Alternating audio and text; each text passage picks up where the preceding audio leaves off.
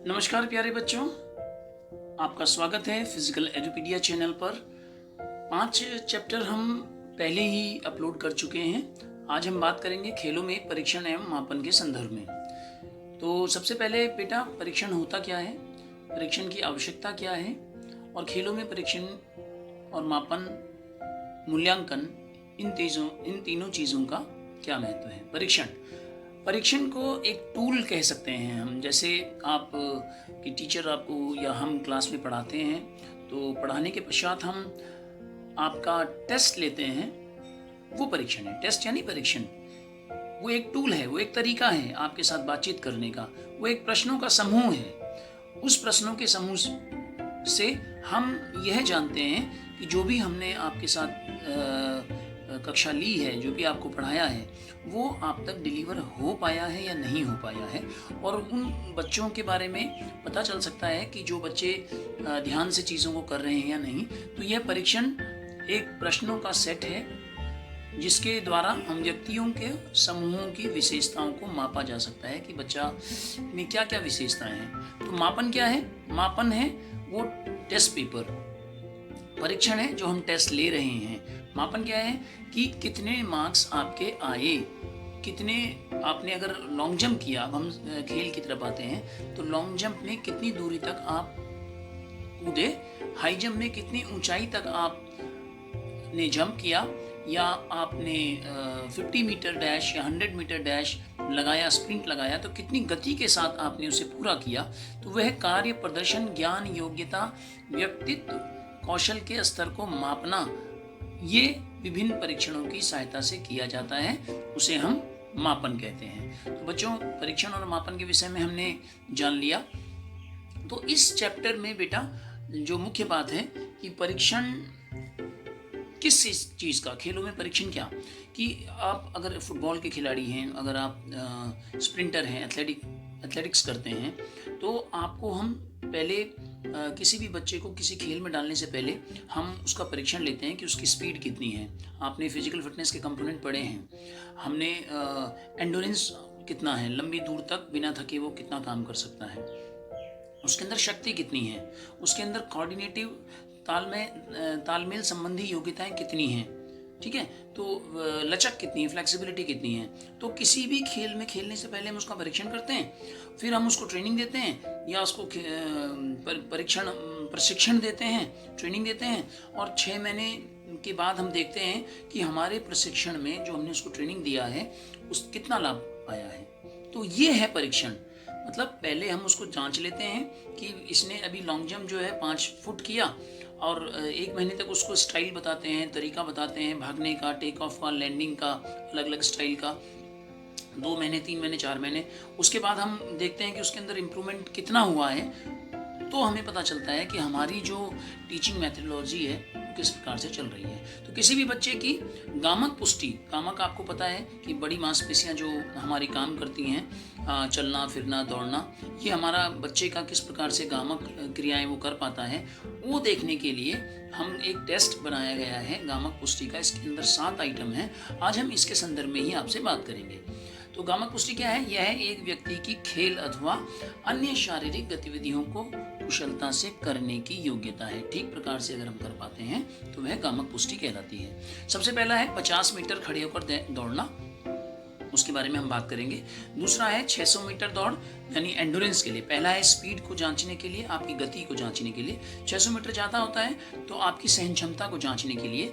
तीसरा है sit and reach test, ये है आपकी लचक, कमर की लचक और पीठ की मांसपेशियों की लचक को जानने के लिए। आंशिक करलप, ये एब्डोमिनल की जो मांसपेशियां हैं, कंधों की जो हमारे शक्ति है, उसको मापने के लिए भी हमारा आंशिक करलप हमारा टेस्ट किया जाता है। पेट की मांसपेशियों को जांचने के लिए कि कितनी मजबूत है या नहीं। पुशअप्स, कंधों की मजबूती के लिए, बैक मसल्स की मजबूती को जांचने के लिए कि बच्चों के अंदर बाइसेप्स में कितनी ताकत है, ट्राइसेप्स में। संशोधित पुशअप्स, ये लड़कियों के लिए हैं, इसके बारे में भी हम बात करेंगे कि किस प्रकार से इसको किया जाता है। खड़े होकर कूदना, खड़ी कूद कहते हैं, स्टैंडिंग ब्रॉड जंप, ये पाँव की जो शक्ति है, एक्सप्लोसिव स्ट्रेंथ है, विस्फोटक शक्ति जिसे हिंदी में कहते हैं, वो जांचने के लिए कि पाँव में कितनी ताकत है कि एक बार में आप कितनी दूर तक कूद सकते हैं।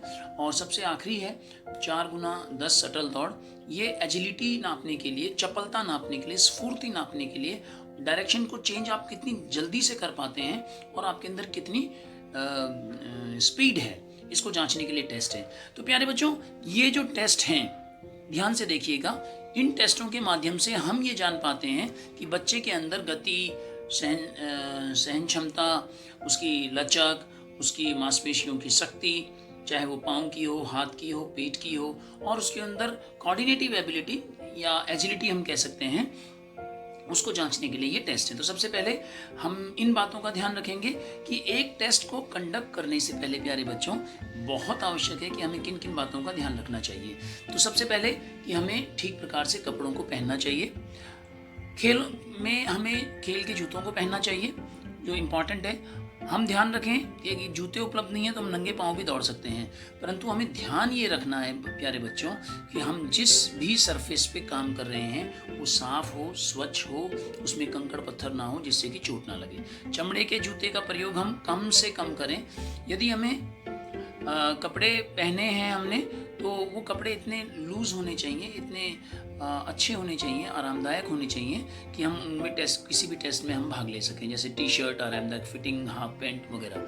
हम जो मोजे पहनते हैं, सॉक्स पहनते हैं, उन सॉक्स को सूखा पहनना जरूरी है, क्योंकि पाँव सूखा रहता है तो एथलीट फुट वगैरह जो बीमारियां होती हैं, इंजरी होती हैं, वो नहीं होती हैं। तो ये किसी भी प्रकार की इंजरी से बचने के लिए सबसे पहले हमें ध्यान रखना चाहिए। दूसरा सुरक्षा उपाय कि यदि हम ग्रुप में टेस्ट ले रहे हैं, 11th क्लास का, 12th क्लास का, 10th का, 9th का, किसी भी क्लास का, सबसे पहले हमें उन्हें बताना पड़ेगा। एक दिन पहले, 10 दिन पहले या एक हफ्ते पहले हम डेट और टाइम निश्चित करेंगे, जिससे कि बच्चे प्रिपेयर होकर आए मेंटली भी, ठीक है। और वार्म अप करना कभी ना भूलें जीवन में। जब तक जीवन हमारा है यहाँ पर, किसी भी काम को करने से पहले हमें शरीर को गरमाना बहुत आवश्यक है। हम पहले खेल के मैदान के जो पत्थर और नुकीली वस्तुएं हैं उनको हटा दें और उसको स्वच्छ रख दें। सुनिश्चित हमें करना पड़ेगा कि जो आवश्यक उपकरण हैं, टेप है, मार्किंग कोन्स हैं, स्टॉप वॉच है, सिट एंड रीच बॉक्स है, जो भी हमारे उपकरण हैं जो उस टेस्ट के लिए हमें आवश्यक है, उन्हें हमें वहाँ पर रखना पड़ेगा। फर्स्ट एड बॉक्स बहुत ज़रूरी है। यदि किसी को चोट लग जाती है तो उस समय यहाँ पर हमारे पास फर्स्ट एड बॉक्स हमारे साथ में होना चाहिए। द मोस्ट इम्पॉर्टेंट थिंग, सबसे महत्वपूर्ण चीज़ है कि यदि किसी भी बच्चे को किसी भी प्रकार की चिकित्सीय समस्या है तो वह प्रतिभागी परीक्षण में भाग लेने की उसको अनुमति बिल्कुल भी नहीं है। तो प्लीज़ अपने टीचर्स को बताइए, यदि आपको किसी भी प्रकार की समस्या है तो आप किसी भी टेस्ट में भाग ना लें तो ज़्यादा अच्छा रहेगा, क्योंकि किसी भी तरह की इंजरी होने की ग्राउंड के ऊपर खतरा रहता है। तो प्यारे बच्चों पे चलते हैं। मैंने ये कुछ वीडियोस खेलो इंडिया साइट से लिया है, जिससे कि ऑडियो विजुअल जो टीचिंग है आपके साथ कर पाएँ। तो आप अगर इसको देखेंगे तो बहुत अच्छे से हम समझ पाएंगे कि किस प्रकार से टेस्ट को किया जा सकता है। तो सबसे पहले देखते हैं 50 मीटर टेस्ट किस प्रकार से किया जाता है।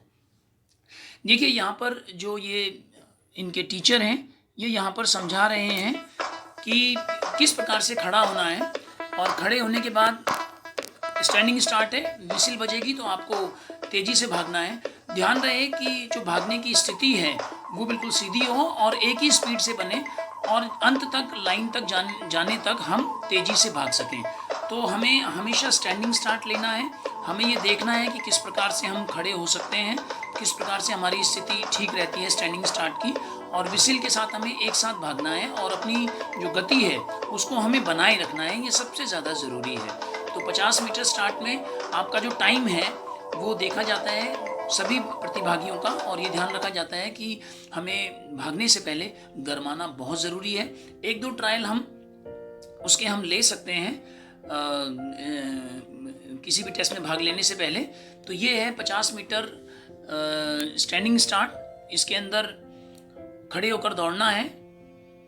इसकी विधि है, परीक्षण में पहले भाग लेने से पहले छात्रों को वार्म अप करना जरूरी है और चिकित्सक रूप से फिट होना जरूरी है। जो मैंने आपको बता दिया वो यहीं पर है। ये इसके पॉइंट्स हैं, ये आपको ध्यान रखने। उद्देश्य क्या है कि हमें बच्चे की स्पीड और त्वरण यानी एक्सेलरेशन, कि वो कितनी तेजी से भाग रहा है, त्वरण उसका कितना है, वो जांचना है। उपकरण, इसमें स्टॉप वॉच चाहिए, मार्कर चाहिए, और कम से कम 70 मीटर का ग्राउंड हमें चाहिए, जिससे कि हम 50 मीटर टेस्ट का हम देख सकें, समय देख सकें। छात्र को चिन्हित लाइन के पीछे खड़ा होना है, जैसे मैंने अभी यहाँ पर बताया था। 50 मीटर की दूरी तेजी से दौड़ना है और टाइम उसका लिया जाता है। ये ध्यान रखना है कि बच्चों को हम प्रोत्साहित करें कि पूरी गति के साथ वो दौड़े। स्कोरिंग ये है कि जो सबसे कम से कम समय निकालेंगे, वो जो भी फिनिशिंग लाइन को टच जब आप करते हैं, टच यानी छाती के साथ या शोल्डर के साथ जब आप लगाते हैं, फिनिशिंग लाइन को देखते हैं, तो टीचर आपका स्टॉप वॉच से टाइम ले लेता है। हर एक बच्चे का टाइम लिया जाता है और वो उसका कम से कम जो समय होता है वो उसकी स्पीड होती है। तो इसके बाद हम आगे बढ़ते हैं मेरे बच्चों 600 मीटर रेस के ऊपर। तो देखिए कि 600 मीटर रेस में हमें किस तरीके से करना चाहिए कि 600 मीटर रेस में हमें खड़े होकर स्टार्ट लेना है, जहाँ पर टीचर आपको बताते हैं कि आपको अपनी अपनी लेन में नहीं दौड़ना। जैसे कि आपने 50 मीटर में अपनी लेन में दौड़े थे, 600 मीटर में आप लेन चेंज कर सकते हैं और उसके पश्चात आपने एक ही स्पीड बनाए रखनी है। यहाँ पे देखिए बच्चे भाग रहे हैं कि आप, क्योंकि 600 मीटर दौड़ जो है वो लंबी दौड़ है, थोड़ा समय लगता है, तो आपको गति ज़्यादा नहीं रखनी है, लेकिन एक ही पेस के साथ इस गति को बनाए रखना है और जो भी आप समय लेंगे वो आपका लिया जाएगा ख़त्म करने का। 600 मीटर जहाँ पर भी आपका ख़त्म होगा फिनिशिंग लाइन पर, वहाँ पे आपका जो कम से कम समय है वो आपका लिया जाएगा। तो यहाँ पर भी वही है, उद्देश्य यहाँ पर ले रखा है कि क्यों हम इसको करते हैं कि सहन शक्ति, एंडोरेंस और एरोबिक फिटनेस जांचने के लिए। इसके लिए उपकरण की आवश्यकता है, स्टॉप वॉच, ट्रैक चाहिए, 600 मीटर का हमारा एरिया चाहिए। प्रक्रिया 600 मीटर दौड़ना, लगातार पेस को बनाए रखना। ये स्टार्टिंग लाइन पे खड़े हो जाते हैं सभी एक साथ, ऑन गो मार्क सेट, जैसे टीचर बोलता है on your mark set and go, उस प्रकार से आप वहाँ से स्टार्ट करते हैं या विसिल का इस्तेमाल कर सकता है। स्कोरिंग कि जो भी आप कम से कम समय लेते हैं 600 मीटर का, वो आपका स्कोर होता है। चलने की अनुमति है, आप ऐसा है कि दौड़ते दौड़ते आप ये भी है कि चल सकते हैं, लेकिन आपने ये निश्चित करना है कि आप कम से कम समय आप उस दूरी को तय करने में लगाएं। तो इसके पश्चात है बेटा जो अगला टेस्ट है हमारा, वो है सिट एंड रीच। पहला टेस्ट था गति के लिए, दूसरा था सहन क्षमता नापने के लिए, और यह है लचक। तो लचक कहाँ की, कमर की मांसपेशियों की और कूल्हों की लचक मापने के लिए है। तो आप इसको देख सकते हैं कि यहाँ पर जो उद्देश्य है पीठ के निचले हिस्से की और हैमस्ट्रिंग जो है उसकी लचक मापने के लिए, कि खिलाड़ी जो है जूते उतार कर बैठ जाता है, उसका जो सबसे पहले है, देखिए आप यहाँ पर देखिएगा, ये इसको देखिए आप, सबसे पहले कि आपके जो घुटने हैं वो मुड़ेंगे नहीं, आपके जो तलवे हैं वो तलवे आप इस सिट एंड रीच बॉक्स के साथ लगा देंगे। सिट एंड रीच बॉक्स के साथ तलवे लगाने से आप आगे पीछे नहीं हो पाते हैं। प्लस आपने जो ये पहला जहाँ पे दोनों इस बच्चे का हाथ है, ये इसका इनिशियल स्कोर होगा। जब इनिशियल स्कोर को हम चेक कर लेंगे कि माना ये 5 सेंटीमीटर पर है, माना, तो ये इसका इनिशियल स्कोर है।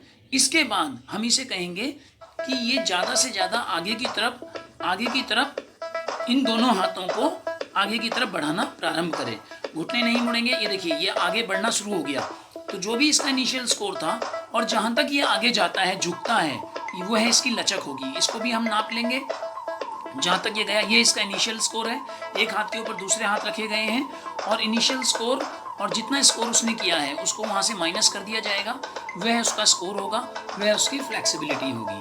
तो आपने ध्यान देना है कि दोनों तलवे जो हैं सिट एंड रीच बॉक्स पे हम लगा देंगे। उसके पश्चात हम जो इनिशियल स्कोर है उसमें से फाइनल स्कोर को माइनस कर देंगे। उसके बाद जो आएगा वो आपकी फ्लेक्सिबिलिटी होगी। ये इसके उद्देश्य हैं। यहाँ पे दे रखें बेटा, पीठ के निचले हिस्से की और हैमस्ट्रिंग की लचक को मापने के लिए सिट एंड रीच बॉक्स चाहिए, मीटर चाहिए, रूरल चाहिए, टेप चाहिए, चटाई चाहिए। आप देख रहे हैं और किस तरीके से यहाँ पे पाँव को रखा गया है। ये इसका इनिशियल स्कोर है। जब ये यहाँ तक इसको आ जाता है, कमर से आगे की ओर झुकता है, तो इसका स्कोर को माप लिया जाता है और वो उसका स्कोर कहलाता है, वो उसकी फ्लेक्सिबिलिटी होती है। स्कोरिंग है, सेंटीमीटर में दूरी दर्ज की जाती है। इसका स्क्रीनशॉट लेके आप इसको आराम से ध्यान से पढ़ सकते हैं, समझ सकते हैं। इसके पश्चात है पार्शियल कर्लअप।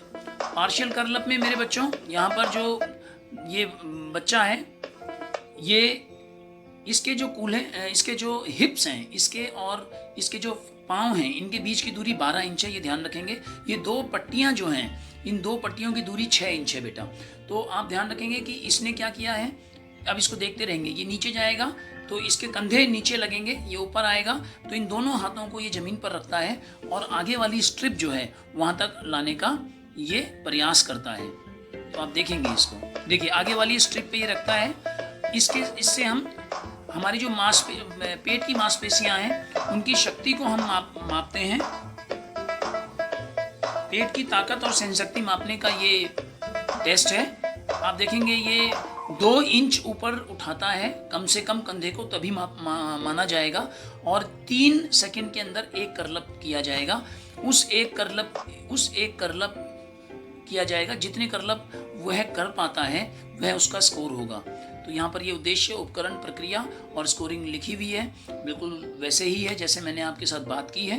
तो हम आगे बढ़ते हैं, बाकी आप इसमें से देख सकते हैं मेरे बच्चों। आगे है जो दूसरा टेस्ट है वो है पुशअप्स का। तो यहाँ लड़कियों के लिए अलग और लड़कों के लिए अलग है। तो सबसे पहले हम लड़कों के पुशअप्स हैं। तो दोनों हाथों, आप देख रहे हैं पिक्चर के अंदर, इसके जो दोनों पाँव हैं इसके पंजे खड़े हैं, दोनों हाथ आसन पर यानी जमीन पर या फर्श के ऊपर हैं। और ये कोहनियों का आप ध्यान रखिएगा कि पुशअप्स करते समय बच्चों की कोहनी 90 डिग्री पर रहती है, लेकिन इसकी जो कोहनियाँ हैं वो 90 डिग्री पर तो आएंगी, लेकिन इसकी कोहनियाँ शरीर के साथ सटी रहेंगी। ये ध्यान देने लायक बात है। इस टेस्ट में हम biceps, the test being to be hands and the toes touching in the floor, यहाँ पे मैंने आपको बता दिया है। इसका उद्देश्य है ऊपर छाती और कंधों की ताकत को मापने के लिए, चेस्ट की मांसपेशियां और कंधों की मांसपेशियों की शक्ति को मापने के लिए। देखिए ये पुशअप्स कर रहा है, जितने पुशअप्स ये कर पाता है, सही पुशअप्स कर पाता है, वह इसका स्कोर होगा। The number of correctly completed pushup will be the score. आपने देख लिया है। अब लड़कियों के लिए है कि लड़कियों को सेम पुशअप्स है, कंधों के बराबर दोनों हाथों के बीच में डिस्टेंस रहेगा, लेकिन पीछे ये जो इसके पाँव हैं लड़की के, आपने देखा होगा एक के ऊपर जो दूसरा पाँव है, टखने हैं, वो चढ़ा हुआ है, तो वैसे होगा। और बाकी करने का जो पुशअप्स करने का तरीका है वो सेम रहेगा। यहाँ पे लिखा हुआ है लड़कों के लिए कि उद्देश्य क्या है। ऊपर छाती और कंधे की ताकत को मापने के लिए उपकरण स्टॉपवॉच प्लेन एरिया चाहिए। छात्रों को हाथों और पैरों की उंगलियों पर शुरू करना चाहिए। हाथों को कंधे की चौड़ाई जितना रखना चाहिए।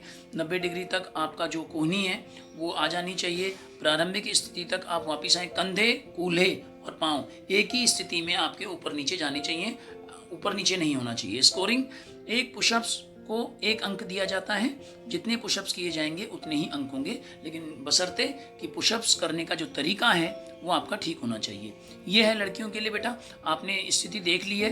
यहाँ पे ये पाँव ऊपर हैं, आप चाहें तो पाँव को मोड़ सकते हैं, चाहें तो पाँव को खुला रख सकते हैं, लेकिन नी यहाँ पर आपकी ज़मीन से टिकी रहेगी। ये स्थिति वैसे ठीक नहीं है। जो पाँव हैं वो नीचे रहने चाहिए, ज़मीन पर रहने चाहिए। ये पिक्चर है, तो यहाँ पर केवल आप नी के ऊपर ध्यान दीजिएगा। ऊपरी छाती और कंधों की ताकत को मापने के लिए बिल्कुल वही है सेम। यहाँ पर केवल फ़र्क ये है कि नी जो है, आपका जो घुटना है वो आपका ज़मीन पर है। ये इसके पश्चात हम चलते हैं स्टैंडिंग ब्रॉड जंप। बेटा इसको ध्यान से देखिएगा, बहुत अच्छा यहाँ पे डिमॉन्स्ट्रेशन दिखाया गया है कि जो भी आपकी स्टार्टिंग लाइन है वहाँ पर आप दोनों पाँव को पीछे खड़े हो जाएंगे। बिल्कुल आपका जो पंजा है वो लाइन से टच नहीं होना चाहिए, उसके पीछे होना चाहिए। और आप उसके पश्चात आपने दोनों हाथों को पीछे स्विंग करना है और घुटनों को बैंड करना है और पूरी ताकत के साथ जंप लगानी है। जो भी आपका शरीर का हिस्सा पीछे जमीन को टच करेगा, फर्श को टच करेगा, ये देखिए, वही आपका स्कोर होगा। यहाँ पे ये लिखा हुआ है 10, 20, 30, 40, नीचे मार्क किया हुआ है। तो मेजरिंग टेप हमारे पास होनी चाहिए। टेक ऑफ आप लेंगे, दोनों हाथों को स्विंग करेंगे। क्या आपको नहीं करना है, ये यहाँ पर दिखाया गया है कि आपको जंप नहीं लेना है। करते समय आपको ऐसे गिरना नहीं है, क्योंकि हाथ आपका अगर नीचे गिर गया तो वहीं से आपका स्कोर देखा जाएगा। स्टार्टिंग लाइन से लेके और जहाँ पर भी आपका हाथ टच किया है वहीं तक आपका स्कोर देखा जाएगा। इसलिए आपको गिरना नहीं है। आपको जो भी जंप लेना है, आपको पाँव की जो पिछला हिस्सा है वहाँ तक आपका स्कोर होगा। लेकिन अगर आप गिर गए तो हाथ अगर टच हो गया है तो हाथ से ही आपका स्कोर लिया जाएगा। तो ये पाँव की शक्ति मापने के लिए है। देखिए यहाँ पे लिखा हुआ है पैरों की विस्फोटक शक्ति मापने के लिए ये टेस्ट है। फर्श या आउटडोर जंपिंग पिट हो सकती है। प्रक्रिया मैंने आपको बता दी है। स्कोरिंग है कि जो भी हिस्सा, शरीर का जो भी हिस्सा सबसे पीछे रहता है वही हमारा स्कोर कहलाता है।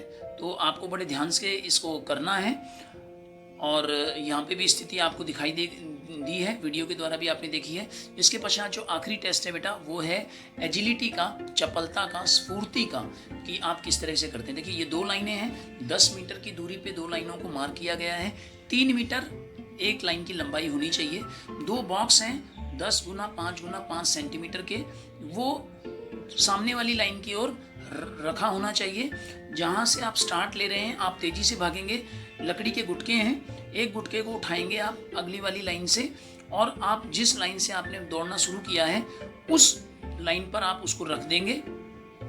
उसके पश्चात ये देखिए, ये भागा, इसने इस गुटके को उठाया और भागते हुए जहाँ से ये भागा वहाँ पे रख दिया। फिर ये वापस आया, इसने दूसरे गुटके को उठाया और वापस ये जाके चला गया। तो जो जितना समय ये कम से कम लेगा वह इसकी स्पीड होगी, वह इसकी चपलता होगी, वह इतनी देर में इसने इसको काम को कंप्लीट किया होगा। तो प्यारे बच्चों, आज हमने इन 7 के 7 टेस्ट को देखा है। तो हमें इसकी उद्देश्य पता होने चाहिए, हर टेस्ट के कौन कौन से उपकरण इसमें उपयोग हो रहे हैं वो पता होना चाहिए। प्रक्रिया मैंने आपको बता भी दी है, इसीलिए मैंने वीडियोस यहाँ पर रखे हैं जिससे कि आपको जल्दी से समझ में आए।